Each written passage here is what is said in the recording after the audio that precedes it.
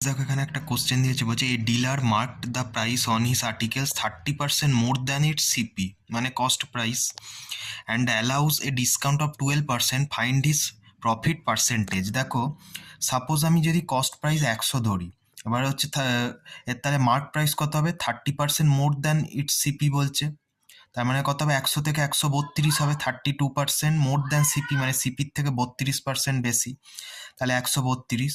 এবার দেখো 132-এর ওপর যদি আমি 12% ডিসকাউন্ট দিই, তাহলে কত হচ্ছে, মানে 132 ইন্টু 12% মানে কত, আমি লিখতে পারি 3/25।